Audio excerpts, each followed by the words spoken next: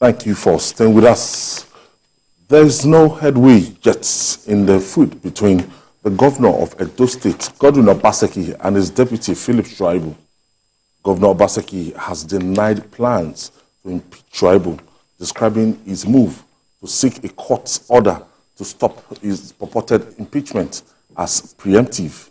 He said Shuaib is already making moves ahead of his defection to the All Progressive Congress, APC. Let's hear from Governor Obaseki himself.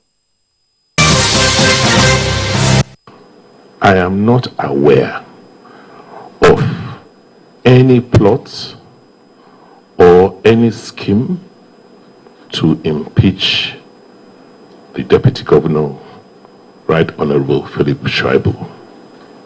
I have also checked, and there is no such plan, or there was no such plan.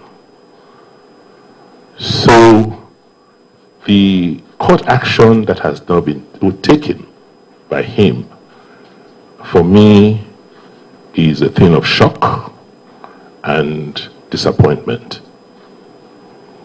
I have sat back to reflect, try and understand why somebody I have worked closely with and given so much latitude to work has decided to go on this course of action, and in fact gotten to a point where he had to go to court. And it is clear from what has happened in the last few weeks that it's unfortunate that this is just a preemptive move by him to conclude what he has already started. I have had reports for months now that he has been in close consultations with friends from another party because he is not sure that you, the leaders of PDP, were going to allow or give him the ticket for the governorship in 2024. I must state here that Comrade Philip Shaibu has never had a courtesy to discuss his ambition with me. What I hear is that he is consulting. Because the last time we spoke about my succession after the last House of Assembly elections, I did say that we should all be patient, and that our task today is to try and finish well, to conclude all the projects we have started, and to unify and consolidate our party. Because it's only when we do these two things right would we have the support from our people to produce my successor. I am not angry. Naturally, I should be disappointed, but I am not angry because I think I understand what is going on. You know, for me, I don't believe Governor Obaseki, because if Governor Obaseki is saying there's no plan, there's nothing on ground, and we've read it in the media that Shuaib has been, has not been allowed to enter some meetings, given access to the governor, and for some time they've not been seen. Not allowed to do his work. So all is not well. The next thing you see, if they're hostile to you like that, the next thing coming might be impeachment. Yes, that's how they behave. That's how they fence you out first. That's how they behave. They first show you that they don't want to see you, then later they will instigate, because most of the state assemblies are in their pockets. Yeah, absolutely. Why should governors be the ones choosing speaker? Governor will say, this is the speaker that I want to work with. Who are you to be choosing speaker? Because you are governor. Will you be governor forever? Many of you have ended up in the National Assembly now. You are in the National Assembly, you can't exercise the powers of governor. Those long convoys are gone. Gondo. Those the grandstanding that they do, behaving like they are the nicest things. That they are the nicest things since the cure for COVID. All those aids. Those things are gone. So what they think? You know why I don't trust this Obaseki man? A man who can use just people that you can count on your fingertips to run an House of Assembly. Yes, 4 years. He used the courts to stop them. Yeah. And those guys, people that were elected by their constituents. Throughout. They organized a charade of an inauguration. Yeah, the day they did the inauguration in Ekiti, where Moji's brother emerged as deputy speaker. We even traveled to witness it. Yeah. Obaseki did his own at midnight, with some people said to be wearing only their boxer shorts. Whether it's an exaggeration, I don't know, but I don't put anything beyond Nigerian politicians. People were aroused from sleep to say, "Yeah, come, let us do," because you don't want everybody to be part of it. Because you felt that Oshomole will produce the assembly, and he didn't have the number. So a governor that can suffer people for 4 years like that, so he stopped their constituencies from benefiting, their constituents, from benefiting from representation. He was man enough to own up to that level of wickedness. You think they will tell me that he will not kick Shuaib into touch? And I will say no, he will not do. All this is saying that, that is not aware. That you are not aware does not mean it's not going on. It's not in the offing. And Shuaib, by now, would know what usually happens when you are galloping on the back of a tiger. You are galloping. A tiger is not a horse. How they serve breakfast, you would have identified that this thing is coming. It's coming. That I'm about to be served that breakfast, exemplary breakfast is coming. He knows. So that's why you said the move is preemptive. What is wrong in being preemptive?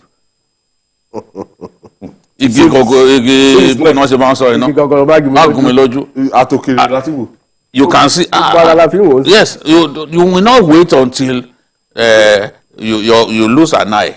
You will try your best to dodge. That is the thing. Shaibu is trying to dodge. It's not a Yoruba man, but that it works. Yeah, so he has to survive. Now they are now on the defensive. Yes, because when this thing happened, he had to come out because papers cast the headline like, he has made up his mind to impeach him. What is the duty of a governor? What's the business of a governor impeaching deputy?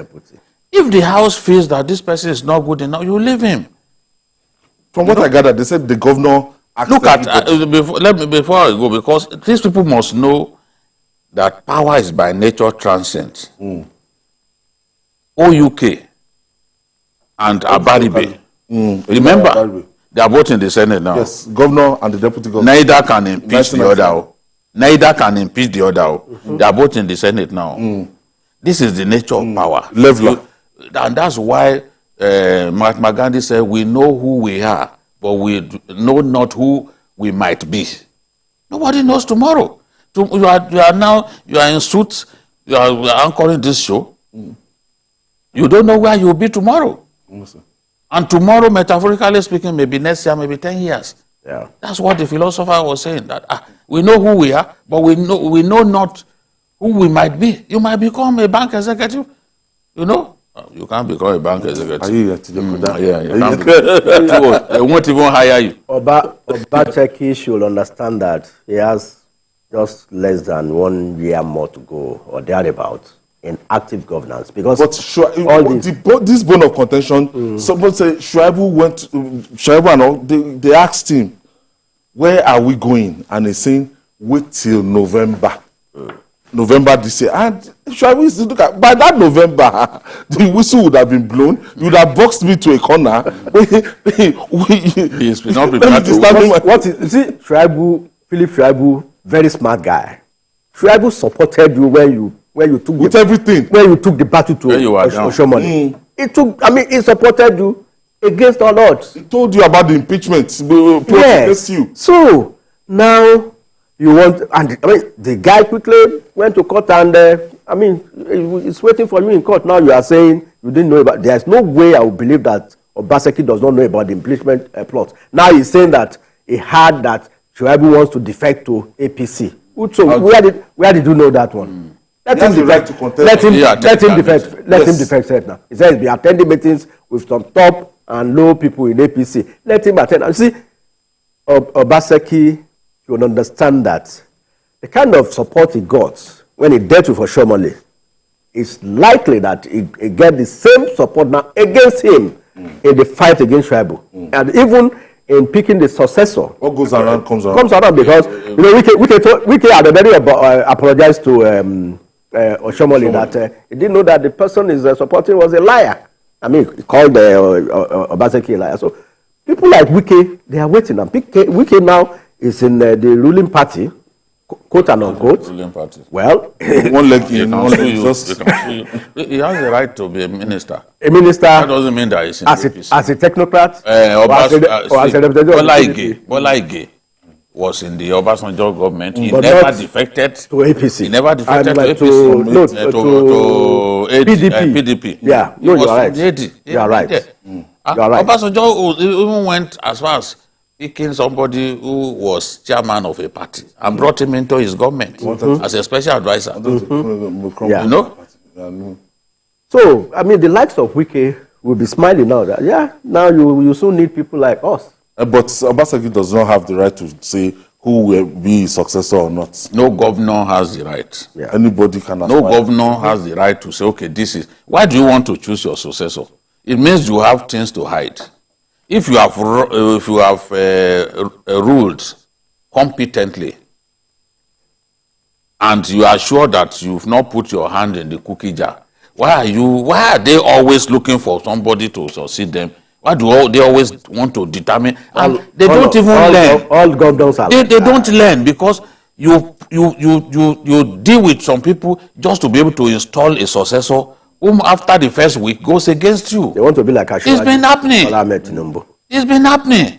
Jim Wobodo brought Chimaroke Unamani.